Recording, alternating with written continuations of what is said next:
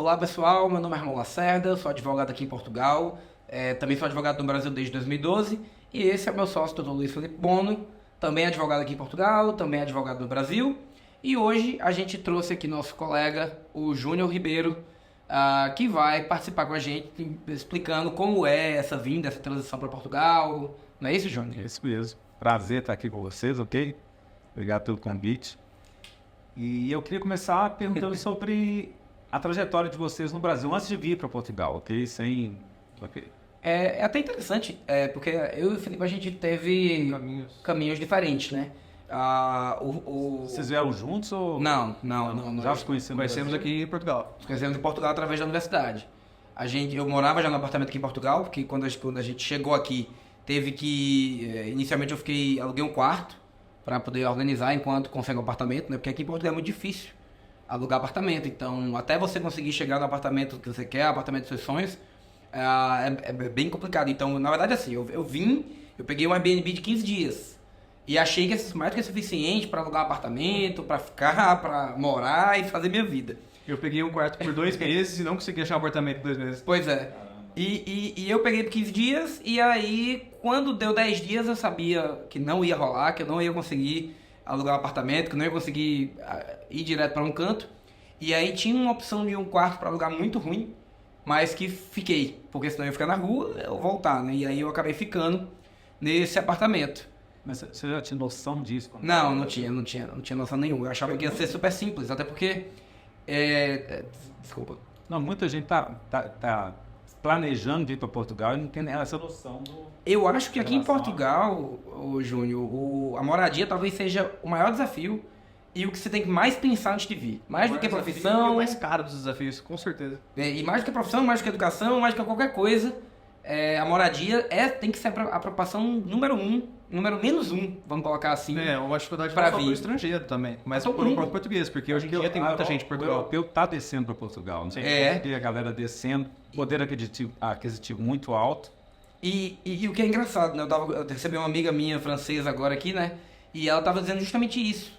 Que há 16 anos, quando ela foi para Paris, para França, né? Para França, Portugal era meio que tido como um país...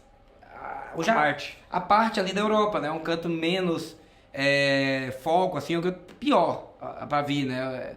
As palavras dela... Só para ter uma noção, eu vim para Portugal em 2001 e eu aluguei um apartamento 3 quartos novo por 450 euros. Isso não existe mais. Nem Eu aluguei um quarto por 600 quando eu cheguei aqui, justamente por conta dessa questão.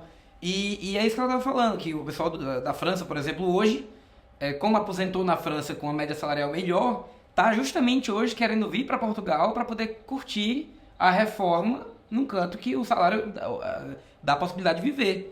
E a mesma coisa aconteceu com a gente na Itália, né?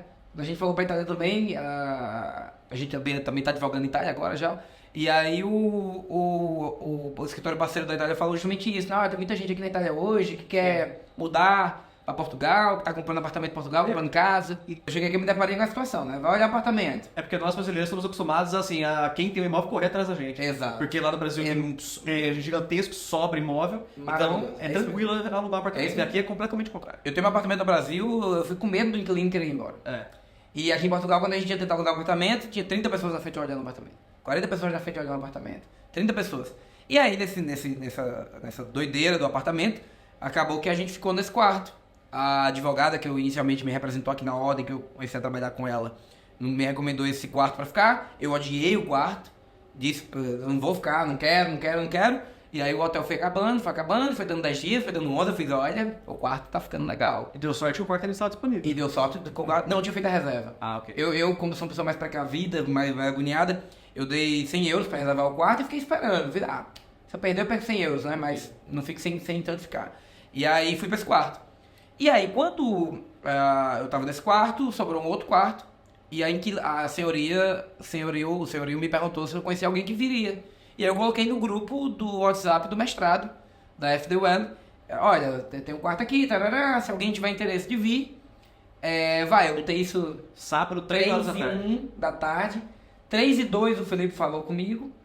3h03 ele falou com o senhorio. 3h20 ele foi olhar o apartamento e deu a calção 3h40. porque sabe que não podia perder. Porque eu tive uma experiência muito ruim quando eu cheguei, porque eu aluguei um quarto por 2 meses em uma plataforma de aluguel para estudantes. E eu tava com a minha esposa, obviamente. Pode falar o nome? Não posso, Pode. O pessoal tem que saber qual que é boa. Uniplace. Não, a plataforma é boa. Boa. O problema é as pessoas que estavam na residência em si, né? Tinha muitos alunos de vários países, costumes diferentes. Então eu não me adaptei no lugar. E eu tava com a minha esposa e eu vim para alugar um apartamento. Meio bagunçado. Isso bagunçado. é um ponto que é complicado. Quando você vem com esposa, vem com família logo de cara, eu acho que tem que ter um planejamento melhor. A responsabilidade é mais gente. Porque você, assim, é homem, sozinho, querendo ou não, você se vira. Dorme no corredor, né? Dorme até no carro, dorme no que você quiser, dorme na rua, se for o caso, mas você tá ali 3 dias, né? Se organiza. Vir com família é mais nevrálgico, né? Você tem que ter um...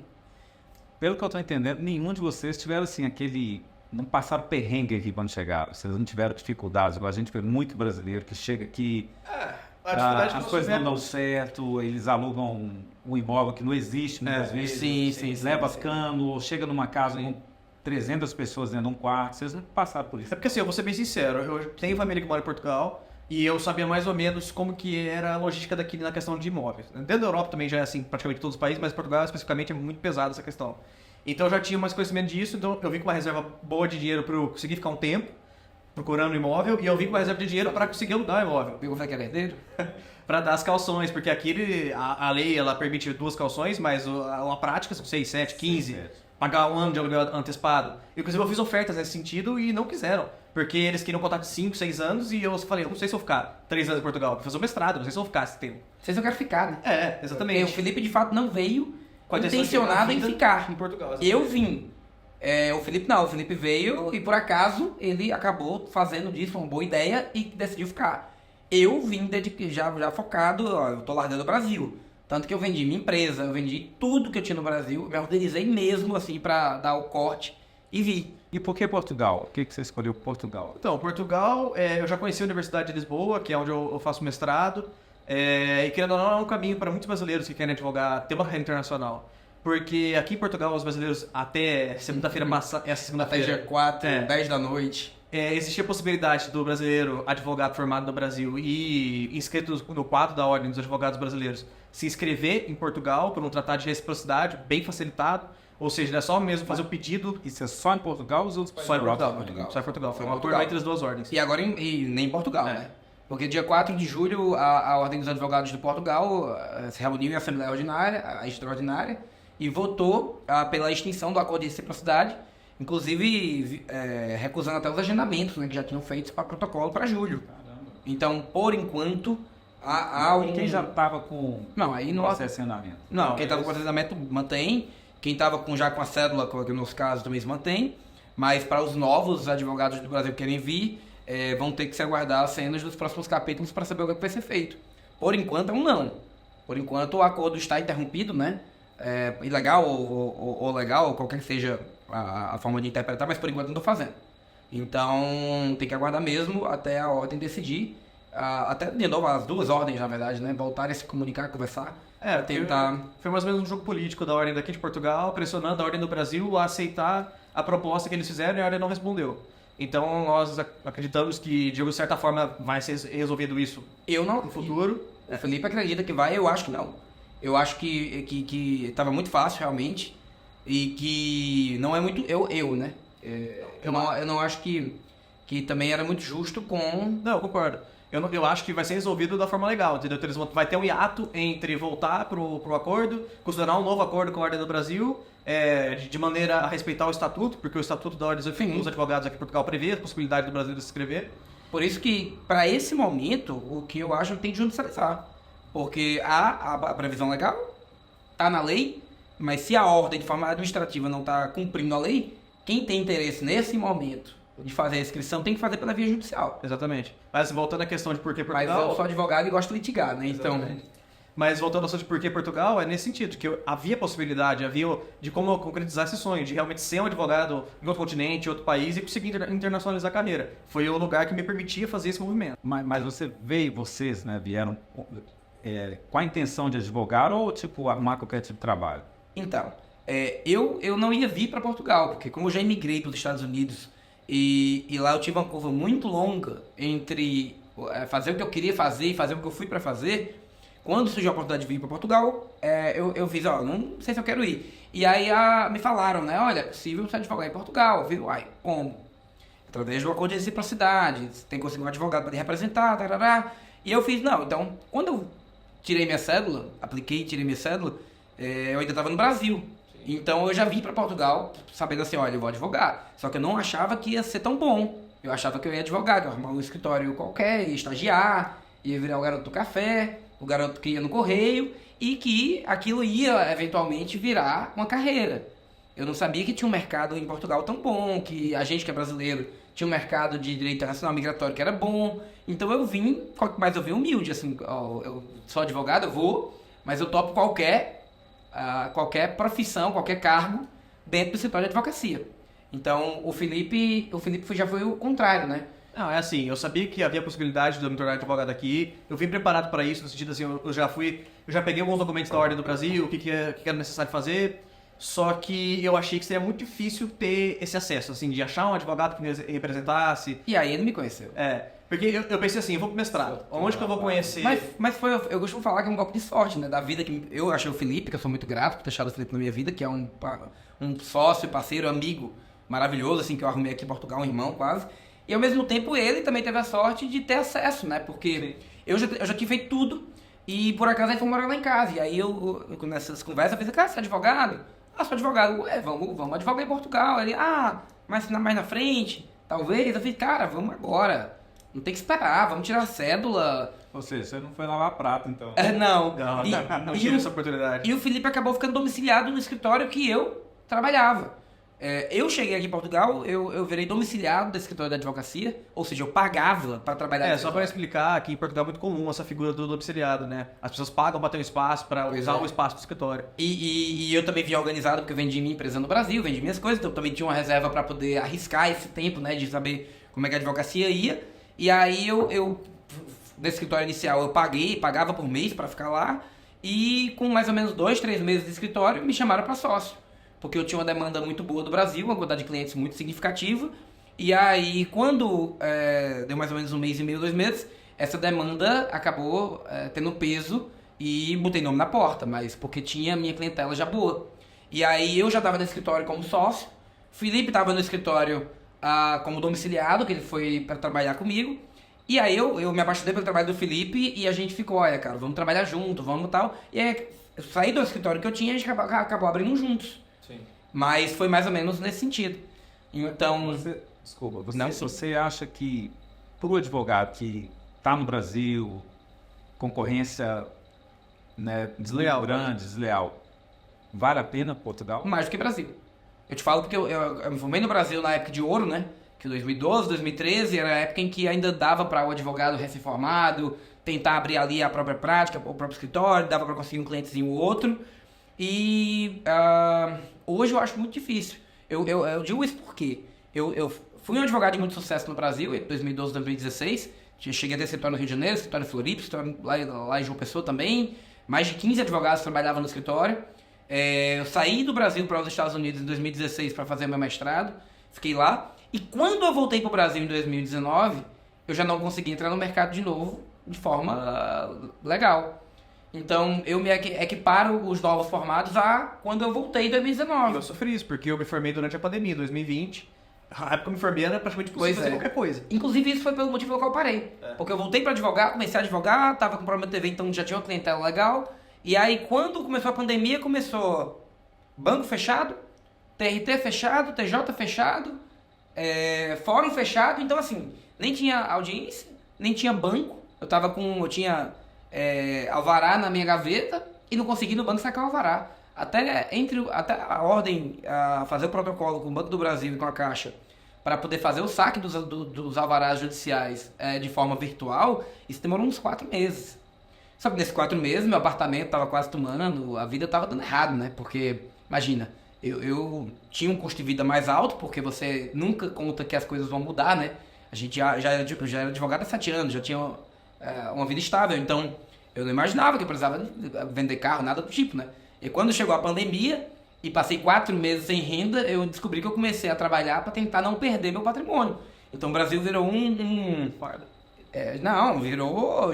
Qual é o nome daquele joguinho do computador que você apertava, explodia a bombinha ou abria... Quem mais velho sabe Virou qual é? um pesadelo. Virou um pesadelo. Não, mas o nome do joguinho tem que descobrir. Qual era o nome do joguinho? Bomberman. Não, Bomberman isso eu tenho, pra ser mais novo. Campo Minado, né? Campo Minado. Muito bem, Carol, muito bem. Campo Minado. Ele falou que é mais velho, pai. Então... Eu sou mais novo. Não é porque no seu tempo você... Porque tem dois tipos de velho. Tem aquele velho que é velho, que nem conhece essa parte. Ele já era velho quando surgiu o computador. E aí ele não pegou nem esse. Já era tecnologia alienígena, né? Aí não aprendeu. É você. E tem o velho médio, que é o velho que ele é velho, mas ele pegou o início do computador, que é o novo velho. Eu acho que se for... É até crime, né? Ok. Mas, então vocês acham que é uma oportunidade? Então, é isso que eu ia falar. O advogado que é novo no Brasil e não tá perdendo milhões e não tá... Porque esse é o ponto, Júnior. Eu tinha mestrado nos Estados Unidos, quando eu voltei pro Brasil, e eu tentei procurar, por exemplo, trabalho no mercado de advocacia, eu pagava R$2.000, R$4.000, R$3.500. Eu tinha mestrado em Nova York. O Brasil, o cliente pechincha muito o preço, né? Pechincha. No Brasil faz muito leilão, né? Aqui é tipo, existe o tabelário, se o cara quiser um advogado, ele tem que pagar aqui. Exato. E aqui é um respeito pelo serviço do advogado, né? O Brasil pode desconfiar do advogado, não pagar, acha que o serviço... Eu não sei porquê, de alguma maneira eles acham que não tem que ser pago. Inclusive, nosso cliente no Brasil, que a gente tem aqui ainda, tem isso, né? Alguns deles falam, mas o que é que garante que você vai fazer o serviço? Uai, o que garante que eu vou fazer o serviço é que eu tenho uma cédula. Eu tenho um dever profissional, eu não vou perder minha cédula por conta dos 200 euros que você vai me pagar, por 2.000 euros que você vai me pagar. Não vale a pena para o advogado ser desonesto e perder a profissão. Então, no Brasil, existe sempre essa tratativa do... presume-se que você é desonesto, e como é que eu minimizo o risco de lidar com gente desonesta. Por isso que quando você vai fazer contrato no Brasil, os contratos têm 200 páginas. O contrato de arrendamento tem 22 páginas. Aqui eu me surpreendi, eu tive que me readaptar inclusive para advogar. Contratos aqui tem uma página e meia. Se você escrever mais do que isso no contrato, tem uma coisa errada ali. Então, eu costumo falar, né? No Brasil você lê um parágrafo, escreve um livro. Aqui em Portugal você lê um livro para escrever um parágrafo. Então, voltando, né? Eu acho que para o advogado novo, que não tem aquele contrato de trabalho de 30 anos, que já está estabilizado, que é bem lá... Sua carteira gigantesca de clientes. Né? Vale a pena porque você vai vir para um mercado que é muito menos saturado. Portugal, querendo ou não, é um país que... Lisboa tem 500 mil pessoas. No Brasil, eu acho que eu conheço poucas cidades com menos de 500 mil pessoas. Sim. Né? Você tem um mercado que as pessoas pagam à vista, né? Pagam antes, pagam até para reunir com você. E isso é muito bom porque esse é o ponto do Brasil, que eu acho que é o maior diferencial. No Brasil, você tem que ter dinheiro suficiente para aguentar teus primeiros processos terem trânsito de julgado para você poder ter alvará. Ou seja, você tem que pegar o cliente aqui, tem que esperar sair sentença para você poder ter seu primeiro honorário. Porque o Brasil se faz muito honorário de sucesso, né? É aquela história, você vira sócio do cliente na causa. Você vai brigar com o cara, pode ser que dê errado, se der errado você perdeu, e se der certo, no final você vai ter uma porcentagem daquilo. Raros os casos no Brasil, né? Que tem divórcio, um inventário que você cobra ali, antecipado, tarará. Mas aqui em Portugal não, tudo é pago. Tudo, absolutamente tudo. Então, não interessa se vai ganhar ou não. Não interessa se vai ganhar ou não. Não interessa se vai ganhar ou não. Isso aí no Brasil também, né? A advocacia é um contrato de meio, né? Não é um contrato de fim. O que quer dizer que você é pago para tentar. Você é pago para dar o direito ao seu cliente de ser ouvido mediante algum fundamento legal. Mas esse é o ponto. No Brasil, se você... por exemplo, quando eu comecei minha carreira no Brasil, isso é até um pouco injusto, né? Assim, mas comecei porque minha mãe, em tese, meio que custeou minha vida até aqueles primeiros casos começarem a se transformar em imposto de renda. E isso eu tive ali 6 meses, 1 ano para esperar. Mas se você consegue também no Brasil aguentar esse período sabático, quase devocional, que você precisa para a advocacia render, você consegue ficar no mercado. Mas é pelo menos 1 ano, 1 ano e meio. E hoje eu acho que está maior por conta da espera, né, do judiciário. Aqui em Portugal não. Aqui em Portugal, se você começa a sua carreira, você já começa a ganhar nos primeiros dias. Sim. Primeiro dia que você começa, você já consegue um cliente ali para fazer um documento, para assessorar numa coisa mais simples, você já ganha ali sem... autenticar um documento, uma preparação. Lembrando isso também, né, que em Portugal a saída profissional é maior. Porque no Brasil você é advogado e você obviamente vai ter poder postulatório como advogado, tarará, mas aqui em Portugal você também tem poder notarial. Então você pode, por exemplo, se tornar advogado em Portugal e só autenticar documento, fotocópia, fazer transferência de imóvel, transferência de veículo, você pode abrir empresa. Então você pode ter uma saída específica só para quem é notário, por exemplo, para quem é advogado. Então você tem muito mais vazão profissional quando você é advogado aqui do que lá. Além dessa questão do time, né, de pagamento, né? Você que se formou no Brasil agora recentemente e que começou a carreira lá, qual foi o seu sentimento? Sentimento? É assim... Além do desespero, né? Então, porque como eu disse, eu me formei durante a pandemia, né? Então minha ordem saiu do Brasil, acho que em março de 2020. E eu fui alugar um escritório. E eu tava prestes a assinar o contrato, foi quando teve a primeira morte de Covid no Brasil, e então minha cidade literalmente fechou. Mas também com suporte familiar. Sim, meu pai quer bancar o escritório, a manutenção, o custo, eu tava vendo mesa pra comprar, cadeira, etc. Seu pai, no caso. Eu tava vendo pra comprar e ele ia pagar. Sim. E o que acontece é que eu optei, obviamente, quando começou esse cenário de incerteza por não fechar o contrato de aluguel, comecei a advogar de casa mesmo, home office, né? Anúncio. Geralmente quando a gente se forma, os familiares primeiro procuram, né? Então vem tio, vem a tia, vem primo, vem não sei o quê. Vem aquelas causas maravilhosas, né? Geralmente são as mais cabulosas que você pode pegar na vida. Quando comecei a advogar, já era a minha primeira causa. Eu montei, igual o Felipe, a gente vem de origens muito parecidas, né? Minha mãe também nisso pagou por tudo. Se você tem família que vai pagar por tudo, começa a advogar no Brasil.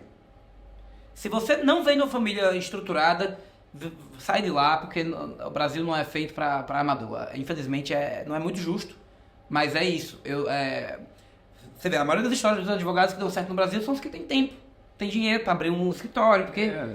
já é afiliado, quer dizer, seu pai tem condições, eu já venho de uma família... Eu fui a mesma coisa, quando eu fui abrir meu escritório, minha mãe me deu o cartão, compra o que for preciso, abre, fica lá, assim, eu me sinto abençoado, né, Deus e minha família me deram essa possibilidade, mas para quem tá... Eu lembro que quem tava começando assim, por exemplo, eu ganhava R$800, R$1.000. O salário de advogado é um pouco acima do mínimo. Em São Paulo, lá em João Pessoa, na Paraíba, eu ganhava R$1.000 com carro. Eu quando abri meu próprio escritório, eu contratava R$1.200 com carro.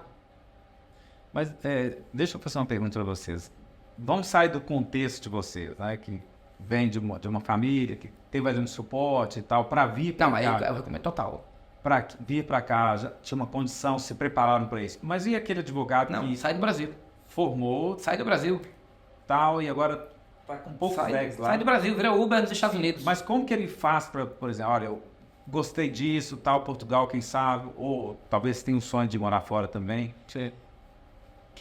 Quais são os primeiros passos para esse cara vir para cá? Então, essa pessoa vir para cá? Os primeiros passos é entender o que você quer fazer. Exatamente o que eu ia falar. Você quer o quê? Você quer vir para trabalhar, quer vir para estudar? Você tem que organizar um ou outro.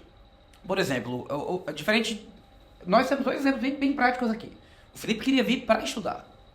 Advogar virou um meio de subsistência no Felipe em Portugal. Bônus. Hoje, por exemplo, o Felipe não depende do pai dele mais para nada. Em um ano em Portugal, o Felipe conseguiu a independência que ele talvez levasse 5 no Brasil, né? Com certeza. E com qualidade, né? Não é só uma independência financeira, independência total. A sociedade na Europa... Tá ganhando dinheiro, né? Tá ganhando dinheiro. A gente trabalha na Itália hoje, pega um avião como se fosse nada. 30, 40 euros, você pega a passagem de avião, vai na Itália e volta. Já não dá mais 30 euros. Não, tem épocas do ano que a gente compra por 200 euros, mas normalmente compra por 60 euros, 70 euros e volta. Mas dá pra você ir e voltar pra qualquer canto, né? Se programando, tudo. Mas... hoje a gente tem o conforto de fazer e investir nos negócios pra crescer. Pois é. Então imagina só que aquele advogado, aquele cara que teve que trabalhar de dia, estudar à noite, hoje formou, não tá conseguindo trabalho. É isso. E quer vir pra cá. É isso. Ele tem que entender o que ele quer. O Felipe, por exemplo, queria só estudar. Mas, então, primeiro você tem que procurar uma universidade, procurar um programa de mestrado, procurar um programa de doutoramento. Tem que entender pra onde tá indo também. Não, mas vamos falar que esse cara nem tem dinheiro pra fazer mestrado, nem nada. Mas ele tem que entender pra onde ele trabalhar. Mas aí dá. Não, todo mundo tem dinheiro pra fazer mestrado em Portugal. Esse é o ponto. Mas aqui é muito acessível. É muito barato. Lembra que ele lá não sabe disso. Vocês já sabem. Mas é isso que eu tô falando. O estudo aqui em Portugal, além de ser um caminho maravilhoso pra você poder regularizar a sua situação junto ao CEF e te dar vazão profissional, o mestrado em Portugal é muito barato. É isso que a gente tá falando no início. Estados Unidos... Quanto? É isso que eu vou falar. Estados Unidos você paga $200 mil, por exemplo, para um programa de LLM ou de mestrado. Que foi um dos motivos que me afastou de pra lá. Aqui você faz 200 programas com $200 mil. Aqui você vai gastar uma média de 90, 150 euros por mês de parcela do mestrado. Então, O mestrado em Portugal, ele não é uma questão financeira, é uma questão de escolha. O mestrado completo sai cerca de 2.600 euros. Completo, 2 anos. Agora, a gente na pública, né? Lembrando que a Universidade Pública de Portugal ela é paga, mas é paga uma taxa muito simbólica.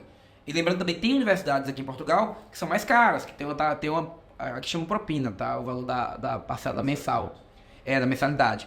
Mas tem a mensalidade, por exemplo, Coimbra, se você é brasileiro, você paga 10 mil euros, é mais caro. Mas aqui em Portugal, aqui em Lisboa, você paga muito barato para estudar. Então, além de você conseguir se colocar no mercado de trabalho, ter um acesso à universidade em Portugal, você também vai poder estudar muito barato e regularizar tudo. Ramon, então, do Brasil, só para... o primeiro caminho se você é advogado, obviamente você tem graduação, né, em Direito, o que eu recomendo é você procurar um programa de mestrado que você ache adequado para a tua formação profissional. Isso que eu ia perguntar. Então, esse advogado que está lá no Brasil, surgiu a luz, cara, Portugal é uma luz. Aonde ele acha esses mestrados? Isso, ele consegue fazer de lá? Consegue. A aplicação é toda online do sistema da faculdade. Exato. Só tem que entregar os documentos depois, quando começa o ano letivo. Qual é o zelo, né?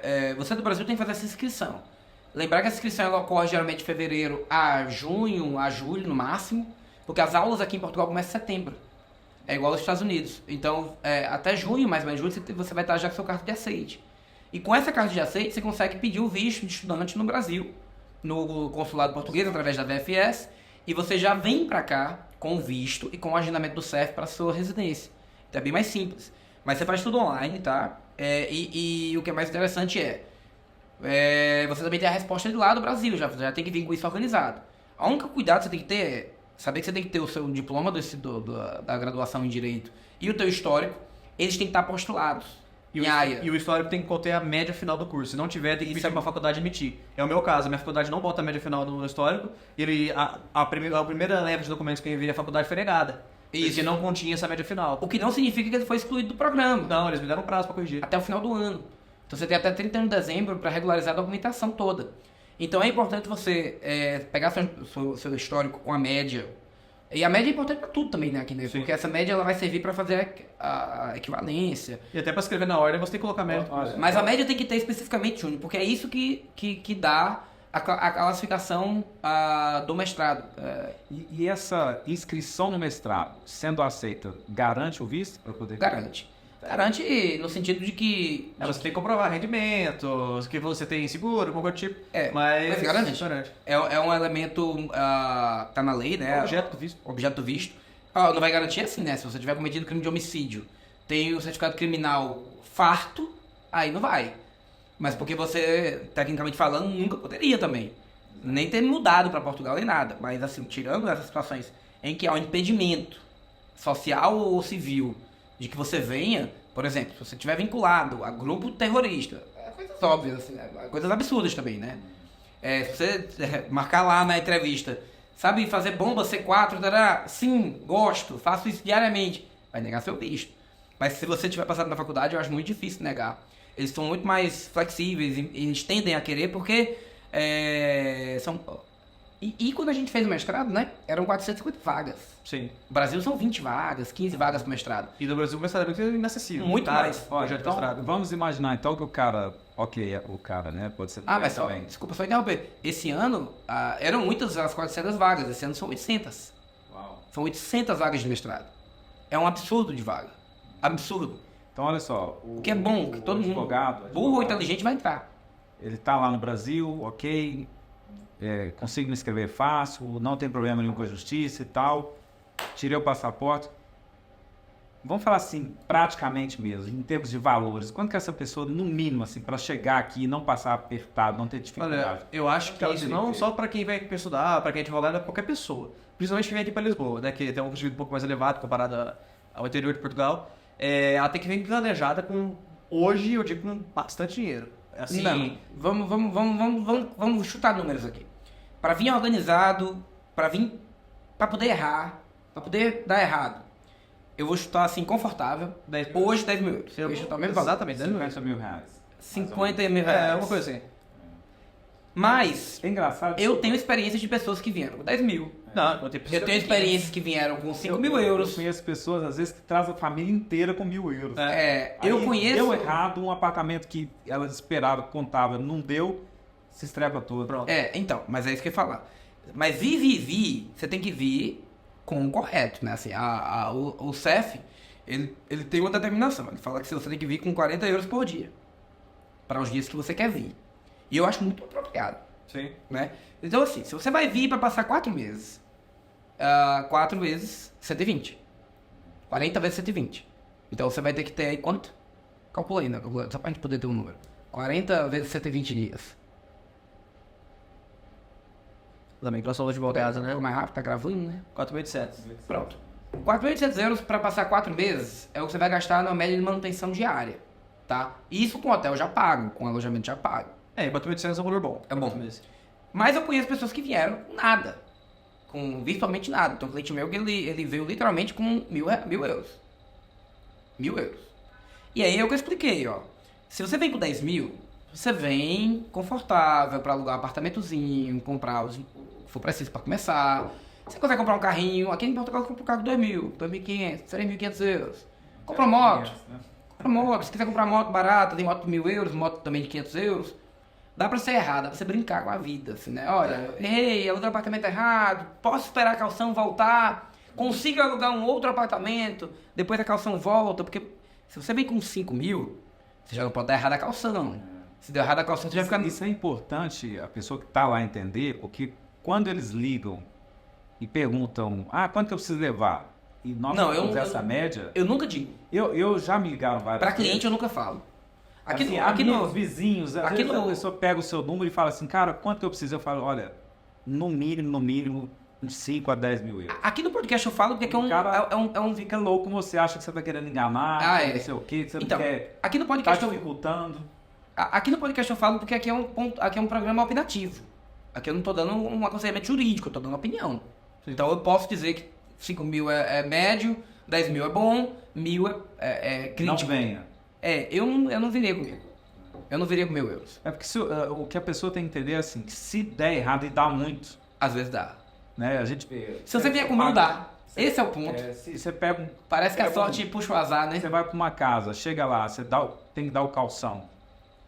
Aí de repente não dá certo. Você sai, o cara, não vou te devolver o calção. Pronto, já acabou. E acontece, às vezes você tem que ir pra justiça, às vezes você tem que recorrer ao Ministério Público, tem que resolver. Mas você tem que ter tempo de resolver isso. Eu acho que a pessoa que tá saindo do Brasil, ela tem que, na realidade, fazer uma pesquisa, né? Que a gente vai comprar um carro. Eu não vou chegar e comprar um carro do dia pra noite. Eu sou exatamente assim. Mas assim, eu vou comprar um carro. Eu pesquiso quanto que esse carro gasta no tanque. Eu, por acaso, comprei meu carro agora. E quando eu fui lá assinar o contrato, eu lembrei que eu não sabia o ano do carro. Hã? Aí que você foi ver o carro. Eu falei, olha, mas vem cá, é gasolina ou diesel? O cara falou, gasolina. E que ano é mesmo o carro? Eu fui saber na hora de buscar o carro. Mudando de assunto, então, qual que vocês acham que é a maior dificuldade assim, para o imigrante que sai do Brasil se integrar com Portugal? Se integrar. Eu acho que tem uma particularidade que são as diferenças culturais, né? A gente, querendo ou não, o brasileiro, o imigrante geral, às vezes sai do seu país e não quer entender muito bem a cultura de onde está entrando. E aí começa a achar estranho, começa a esbarrar nesse sentimento de que não faz sentido. Só que a gente tem que entender. Então, por exemplo, aqui em Portugal, você entra num restaurante, você chega no restaurante, você não senta na mesa. Se você sentar, você vai ser mal educado. O garçom vai falar, não falei pra você sentar aqui, é pra sentar lá. Você tem que falar, eu quero a mesa pra 2. Ele vai e te indica onde vai sentar. A gente foi pra Itália outro dia, sentamos numa mesa, ele falou, não, essa mesa não, era uma mesa para 2. Ele falou, não, essa mesa, era outra. A gente foi pra outra mesa. Também tem questão de entender por bom dia, por favor. Exatamente. Eu vejo que muitos brasileiros, eles falam que são maltratados aqui. Aí eu falo, a primeira coisa que eu pergunto é, quando você entrou lá, você deu o bom dia? Pediu por favor? Aqui tem muito isso. Porque se você não der pro português, você tá tratando ele como se fosse um escravo. Isso. E aí ele vai retaliar. E eu tive um problema muito grande. Costume do Brasil chamar o povo de moça e moço. Oi, moço, isso aqui tá, porque é muito íntimo. Chamar de você aqui é muito íntimo também. Então, a gente chega do Brasil com nossos costumes e a gente tem que tentar adequar. Mas eu acho que o maior problema do imigrante que vem pra cá é ele não tentar ter formação no país. Eu te falo assim, porque, por exemplo, quando eu cheguei aqui, eu já fui direto pro mestrado. E foi o mestrado que me ensinou direito português. Então eu tive como dar um salto em termos de aprendizado de direito para poder advogar em Portugal, que eu acho que só o mestrado poderia ter feito. Então isso que eu recomendo para qualquer outra profissão. Não só para advogado, mas você é médico, mas você vem aqui praticar medicina, faz uma pós aqui, faz alguma coisa.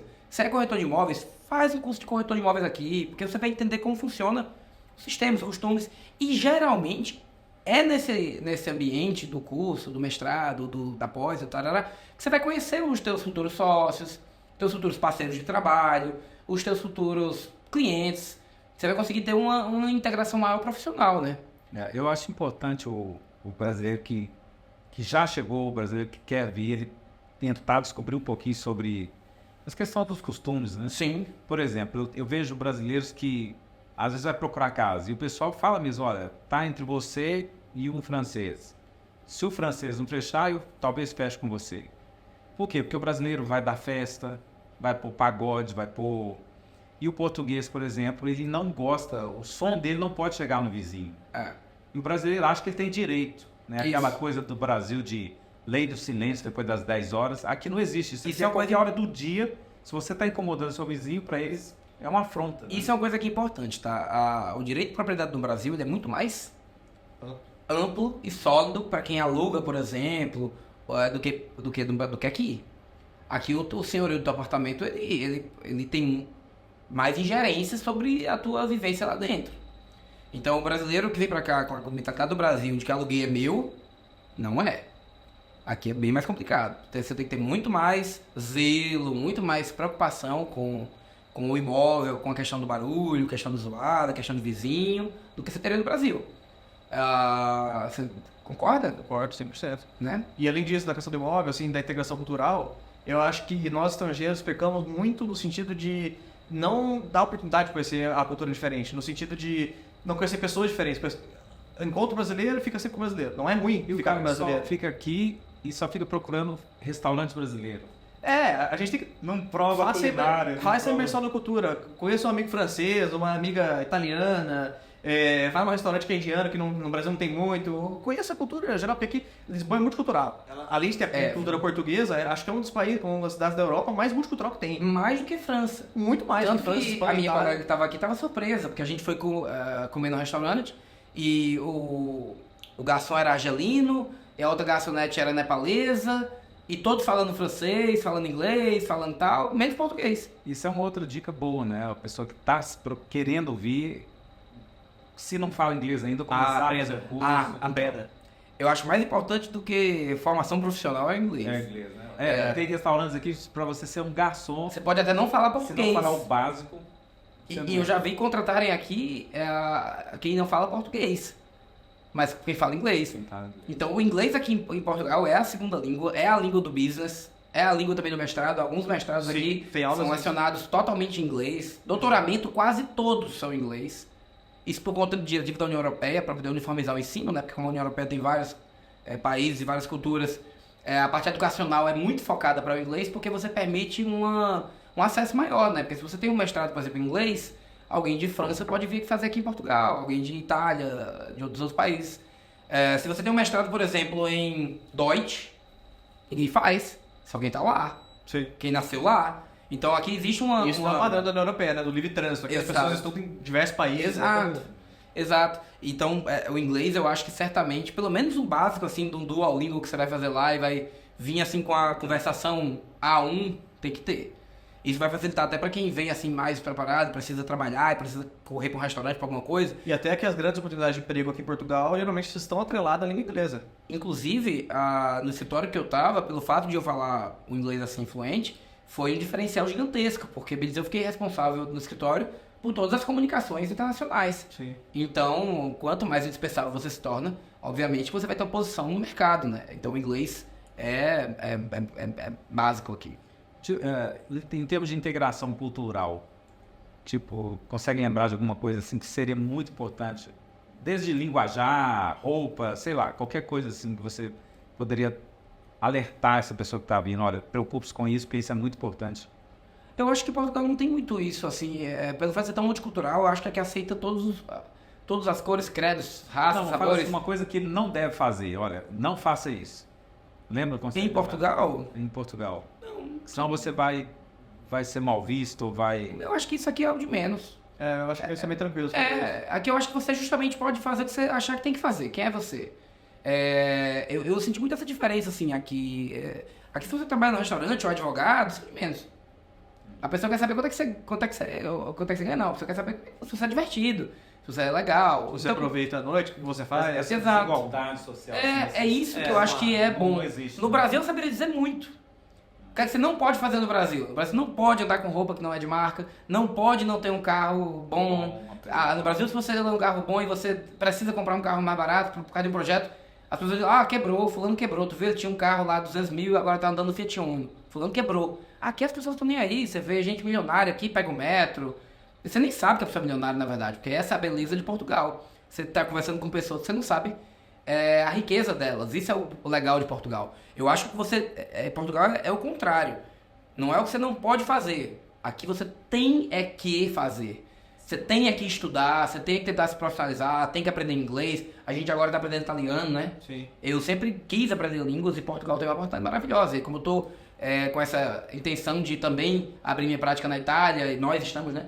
A Felipe já está fazendo curso italiano, eu vou começar em setembro. Por conta das férias escolares, eu começo em setembro. Mas aqui você tem que ter pós, ter mestrado, porque tem que lembrar o seguinte. Que em Portugal, o curso, a graduação, ela é muito curta. A graduação aqui são 3 anos para gestão, 4 anos para direito. Então o mestrado aqui é quase que uma continuidade. Então todo mundo aqui tem mestrado. Ele é a nossa pós do Brasil, porque no Brasil todo mundo se forma na pós. Aqui não, que todo mundo tem mestrado. Então o mestrado aqui ele já é algo que é quase que básico. Aqui o doutoramento hoje é uma coisa mais, um fetiche, né? Educacional, eu quero ter um doutoramento. O doutoramento ainda é uma coisa que quase ninguém faz. Mas o mestrado aqui é quase que uma continuidade, quase que uma especialização da área que você quer trabalhar. Então, isso sim, agora, o que você não pode fazer... Eu acho que tem uma coisa que não pode fazer aqui, que é um grande clichê com a mentalidade de que o português não gosta de você, que ele não quer te receber, que o português é o inimigo. Não assim... Eu acho que o brasileiro aqui gosta menos do brasileiro do que o português. Não, o brasileiro... Eu não tô falando mal dos brasileiros, obviamente, mas eu tá. Não tô. Ele tá. Eu adoro meu país, eu adoro nós brasileiros, mas a questão é que nós, às vezes, chegamos um pouco acuados aqui, porque sempre ouvimos histórias de alguém que falou... Vemos com preconceito. Vê no Instagram, vê no Twitter, falando, olha, aqui ele me humilhou, não sei o quê. Só que, na realidade, o que esse cara fez? A gente tem que entender primeiro. As pessoas são diferentes, as culturas são diferentes. Os portugueses são mais diretos, eles são mais secos, eles falam na lata, eles ficam rolando. Confundido por nós com grosseria. Porque nós brasileiros, quando dizemos não, nós dizemos 15 sims até chegar no não. Eu todo é assim. Eu, por exemplo, eu fui comprar agora o disco, né? Disco é a permissão para estacionar, né? Eu perguntei para a atendente, mas a placa fala qual é a zona que tem que parar? A mulher olhou na lata, a placa não fala. Vai estar escrito, basta ler. Entendeu? Então, assim, você tem de uma maneira super simpática. Quando eu cheguei aqui também, eu acho que o primeiro dia eu fui pegar um autocarro, que é o ônibus, né? E aí eu fiz, olha, esse ônibus vai pra tal canto? Ele fez, não, passa em tal canto, não vai pra lá. Não para lá, não, ponto final. E a gente confunde aquilo um pouco com grosseria, mas não é, né? Eles são muito literais, né? Então o que acontece é que o imigrante geralmente vem pra cá achando que vai sofrer xenofobia, lógico que acontece, querendo ou não, e isso acontece também no Brasil. O brasileiro não é xenofóbico com ele mesmo, às vezes. Eu já passei por uma situação dessa no metro, foi ridícula, né? Eu passei no metro, eu tava conversando, passei na catraca junto, né, com minha amiga. E eu acho que o português, inclusive, acho que ele por acaso era até professor da faculdade. Ele fez, você veio do mato? Aí eu me estressei com ele demais também. Mas assim, uma coisa muito pontual que aconteceu. Na verdade, ele não é uma pessoa imbecil, né? Mas a gente tem que parar de recuar e de achar que sempre estavam querendo nos ofender ou nos constranger e sim entender como funciona. Porque isso é normal, isso, cara. Entre eles, se você for no loja de cidadão às 9h da manhã, vai ter um português gritando com outro português normal, do mesmo jeito que ele vai gritar com você que é brasileiro, com uma pessoa que veio da África, uma pessoa que veio da outra parte da Europa, que veio da Ásia. E se você questionar, ele não acha que está sendo grosseiro. Ele não entendeu por que você está achando ruim. Eu já recebi ligação da autoridade tributária, a mulher falou comigo, gritando, eu falei, nossa, mas por que você está gritando comigo? Eu falei, não estou gritando com você. Eu estou falando com você que tal coisa. Eu falei, ué, mas você está gritando. Eu não estou. Aí hoje também a gente já se acostumou.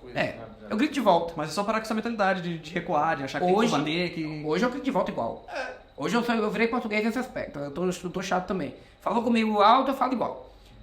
Já teve várias situações, assim, mas nada que seja uma coisa global. Eu acho que esses pontuais que acontecem de vez em quando, chateação. Tem também no Brasil. Sim. E deixa eu... A gente também, quando foi em Porto, né? Eu pedi um café e agora que eu tô acostumado que, né, tem lugares que não aceitam o multibanco, né, o cartão. E eu, obviamente, como bom brasileiro, não ando com um centavo na bolsa, né? E era um cafezinho, né? Aí eu perguntei pro senhorzinho, né? Aceita multibanco aqui? Aceita cartão? Aí ele falou assim, tá escrito na vitrine? Se não tá, não aceita. Fui embora. Isso, eu já tinha ido na casa de banho, já tinha ido no banheiro. E lá aqui é um constrangimento você usar o banheiro sem consumir nada, né? É quando eu saí, o Felipe já fez só um código assim, tipo, ó, não fala nada, só desaparece. Eu falei, o que aconteceu? Cadê o café? Eu falei, não, eu nem falo café. Vamos embora. Olha só, mudando de assunto. E para legalizar? Tá difícil legalizar? Não. Chega aqui. Eu acho que Portugal Processo. ainda é o país que mais permite acesso. Né? Inclusive, a gente participou de um congresso agora da Ordem dos Advogados, né? Falando sobre isso, e foi falado uma coisa interessante. Portugal é um país de acolhimento. Aqui vai regularizar o advogado, regulariza o gari, regulariza a empregada doméstica, regulariza toda e qualquer profissão. Aqui as pessoas querem saber, na verdade, se você trabalha e se você faz mais do que o salário mínimo português por mês de renda. Não quer saber se você é advogado, médico, engenheiro. Então é um país de acolhimento mesmo. Qual que é o processo? O processo resumidamente. Longo e depende... Porque assim, tem as pessoas que fazem a opção de não vir com visto. Porque quando você vem com visto, é tudo certo. Você já vem com agendamento no CEF, ou se não agenda, se não vem com agendamento, tudo e foi por isso. isso, a maioria, né? A maioria e foi por isso que eu entrei no mestrado, para encurtar esse processo. Porque o mestrado é um acesso, né? Mas não tem mestrado, só tem ensino médio. Faz um curso profissionalizante. Você pode fazer um curso profissionalizante e você vai ter o mesmo visto que o meu. Não vai mudar nada. É basicamente isso. Agora, se não quer ir por esse caminho, você pode se regularizar através do trabalho. E aí, se você for através da emissão dos recibos verdes, isso vai levar 1 ano, 1 ano e meio, 2. E se você for através do contrato de trabalho, 1 ano, 1 ano e meio, 2. Que tem que comprovar. Para entrar. Chama uma revisão. Esse visto aqui, estando aqui. Não é um visto, é um processo até obter a autorização de residência. Isso é para as pessoas que entraram legalmente no país, mas que não portavam, na época da entrada, de um visto de residência. Então elas não tinham permissão para residir, elas tinham permissão para entrar e ficar por um período. Lembrando que isso é ilegal. Exatamente. Você vir para Portugal sabendo que isso existe e aplicar daqui, já sabendo previamente, é considerado irregular. É por isso que tem aquela multa, né? O pessoal paga uma multa. Não, aquela multa ela ocorre quando as pessoas não regularizam a situação delas em tempo hábil. Mas ela vai suspender essa multa tem uns 2 anos por conta da pandemia. Mas a questão não é nem essa da multa, a questão em tese, essa modalidade de ajustar aqui é quando você vem a turismo e por acaso você achou um trabalho. Então você está aqui, você pede para ficar. Você não pode vir do Brasil como turista sabendo que você vai permanecer. Isso é ilegal. E a gente não recomenda fazer isso. Porque pode lhe trazer muitos problemas. Mas tem gente que faz dar certo. Sim, se minha avó tivesse 2 cadeiras, era uma cadeira tivesse 2 rodas, era uma bicicleta. Não é assim. As pessoas têm que fazer tudo corretinho, porque facilita muito o processo migratório. Quem vem com visto estudante e já vem com entrevista no CEF, está com residência em 3 meses. Quem não vem e chega aqui vai depender de vaga no CEF, vai depender de agendamento, corre um risco maior. Então o correto é regularizar do Brasil. Mas fulano foi, em 2 meses fez. Sim, acontece. Até um relógio errado, ele dá a hora certa 2 vezes por dia. Isso não quer dizer que é uma praxe que deve ser feita. Não é mais barato, é pior. Se você vem com tudo organizado, você consegue alugar apartamento, consegue financiar carro mais fácil, consegue ter uma vida mais humana, né? Assim, mais digna. Porque muitas vezes quem opta por seguir um caminho mais...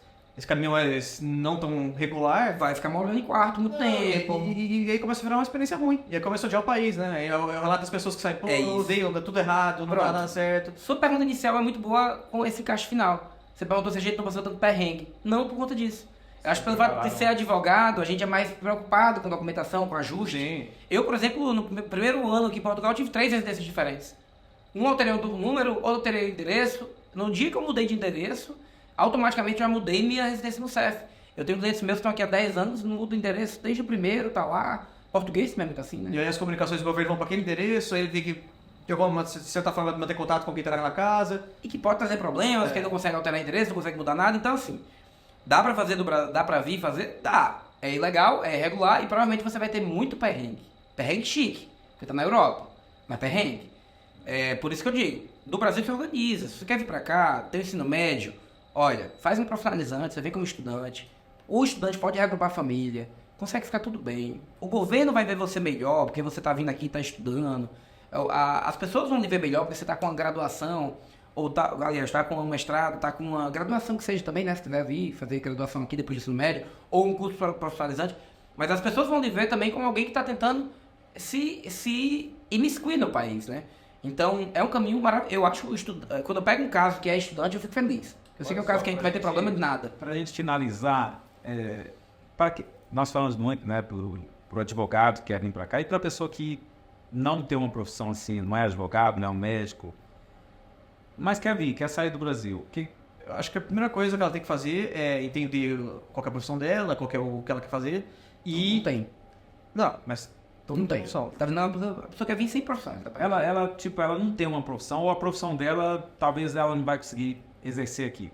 Então ela tem que ver o que é forte aqui em Portugal, o que vale a pena se trabalhar em Portugal, ver se ela se adequa, se ela consegue performar nesse trabalho e verificar como que é o salário, como que é... E assim, uma coisa certa, eles têm que entender é que financeiramente aquela ideia de vou para Portugal para juntar dinheiro para comprar minha casa, não esquece, existe, né? Esquece. E tem que lembrar também assim, Portugal não é o país do jeitinho. Ah, eu vou lá, vou fazer brigadeiro de panela e vou vender aquilo. Ah, eu vou lá, vou empreender, eu vou fazer cesta de café da manhã, vou vender aquilo para... Portugal não é esse país. Aí você tem que ir para os Estados Unidos ou para a Irlanda. Portugal é o país do organizado, do cara que vem planejado. Porque Portugal não tem um salário mínimo muito legal, você não vai juntar dinheiro, você vai sobreviver aqui, você vai pagar suas contas. Qual que é a média salarial de um...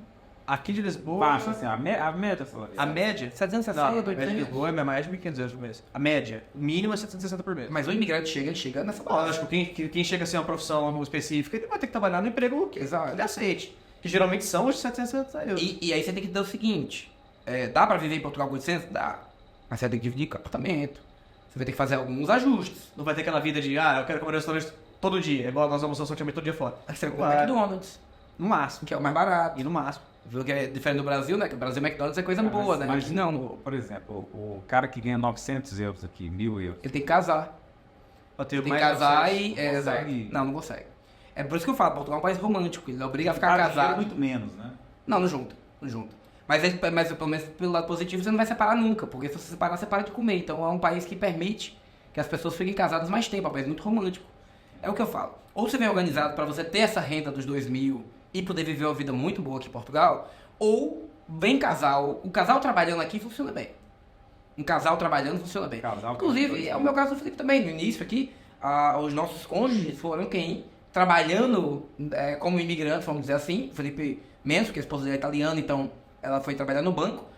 No meu caso não, foi para um restaurante, mas era o que no início dava aquele sentimento de... Me ajudou demais no começo. Ajudou, exato, permitiu dar aquele tempo para a profissão de advocacia. Exato. Então eu falo, Portugal é um projeto casal, muito bom, ou é um projeto de pessoas solteiras, mas que tem alguma preparação, que querem vir para estudar, ou que querem vir para entrar na Europa. Mas certamente, Portugal é a porta de entrada da Europa. Finalizando então, qual que é a sua meta aqui então, próximos anos? Continuar com o escritório, aumentar a nossa equipe, já estamos nesse movimento. Solidificar nosso nome, ter acesso a todas as áreas do direito, porque nosso intuito não é só advogar, seja por nacionalidade, seja por direito fiscal, advogar praticamente tudo. Nós gostamos de direito, gostamos de atuar. Terminar meu mestrado, que é um objetivo também, já engatar no doutorado, seja aqui em Portugal ou outro país da Europa. E continuar por aqui, porque eu gosto muito do país. E, sinceramente, eu não me vejo morando em outra cidade, fora de Lisboa. Eu amo Lisboa. Já tive em vários países, várias cidades da Europa. E quanto mais a gente viaja hoje... Tenho certeza que eu não viveria bem enquanto eu vivo aqui. Isso é uma coisa que eu ia falar. Lembra que eu falei no início que eu nunca queria vir para Portugal, eu acabei que esqueci. Eu nunca vim a Portugal, não quis vir. E hoje, eu não quero sair de Portugal também. E eu falo, quanto mais eu viajo pela Europa, mais eu gosto de Portugal. A gente foi pra Roma da última vez, né? Meia hora lá ficou... Nossa senhora. Quero voltar. Como eu queria voltar pra Lisboa. Porque Lisboa até no verão é agradável. É maravilhoso. Roma tava 38 graus.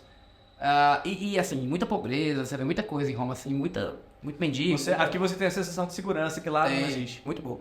E eu não quero sair de Lisboa também. E Meta? Gastar 1 milhão de euros nos próximos 5 anos. Gastar, né? Gastar. Não quero juntar nada. Eu quero guardar 1 milhão de euros. Minha meta é pagar 1,5 milhão de imposto de renda para o ano que vem. Esse é o meu objetivo.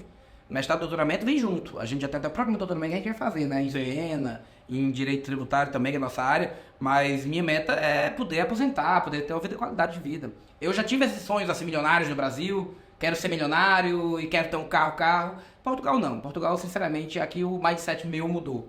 Meu mindset hoje aqui em Portugal é... Eu quero poder ir no restaurante, comer bem, não quero... Fazer uma viagem despretensiosa. Exato.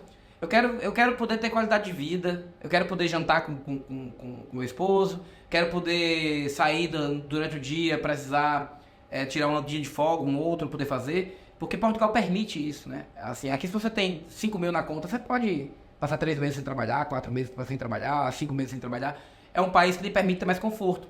Então, minha meta é viver bem. Já corri muito no Brasil, naquela loucura do Brasil, própria do Brasil, para se fazer dinheiro, e eu acho que Portugal a pegada muda um pouco, né? E essa questão de também aqui não precisar de ostentar é muito bom, né? No Brasil, realmente, se você tá subindo degraus, automaticamente você vai ter que investir muito, gastar muito. Então, no Brasil eu tinha um carro conversível e as pessoas associavam aquilo ali à minha vida, né? Olha, o cara tem um carro conversível, então ele é um bom advogado. Aquilo era o sinônimo do bom trabalho. Aqui não, aqui eu andei de metro o primeiro ano inteiro. E as pessoas nunca... Até hoje. Você tem carro hoje, mas dependendo de onde tem que ir. Eu comprei o carro só para poder viajar, porque aqui fica 3 horas de Espanha. Então, você pode ir para o Algarve, pode Faro, pode pegar o carro, bater em Espanha, Madrid, fica 6 horas. Então, eu comprei o carro porque eu queria pegar o final de semana e ter essa liberdade.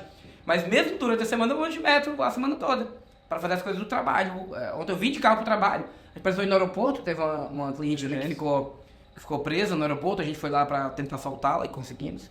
Mas a gente foi de metro. Porque é muito mais prático pegar o metro para ir para o aeroporto do que pegar o carro e ficar pensando onde vai estacionar, onde vai colocar. Gasta muito também carro aqui, né? Por questão de estacionamento, tudo, mas carro eu comprei por uma questão do meu projeto familiar, né? Mas o metro me atendia perfeitamente. Inclusive Lisboa agora está com um novo passe de metro, que é muito interessante. Você paga 49 euros, você pode pegar comboio para o país inteiro. Você pode ir daqui para Porto, voltar, Faro, Algarve. Você paga 49 euros e pode... Então, é um país mais social, né? Então, né? Sim, a gente viaja muito. Então, minha meta... Acho que é isso, né? Então, minha meta é ser o maior contribuinte de imposto de renda de Portugal. Qual é o seu lugar favorito em Lisboa? Região? Saudade. Saudade. Ele é saudade. A Avenida da Liberdade? A dele é a Avenida da República. A minha é a Avenida da Liberdade. Ok. Liberdade hoje tem as marcas chiques, né? Agora a Avenida da República da cidade acontece. É a parte mais comercial. É como se fosse a Avenida Paulista daqui de Portugal. Ele ama a República, eu amo a Liberdade. E eu amo Cascais. Cascais é bom demais. Não, aí você pegou no meu fraco, né? Quase todos os dias eu lá em Cascais tomando café. Ali é... Cascais é bom. Não, mas ali é o ponto fraco. Floeiras, Cascais, Estoril, tudo Ali é bom demais. Muito obrigado por terem assistido até aqui. Espero que seja útil esse nosso conteúdo para quem esteja assistindo. Sim. E, Deus quiser, nos encontramos em Lisboa nos próximos anos.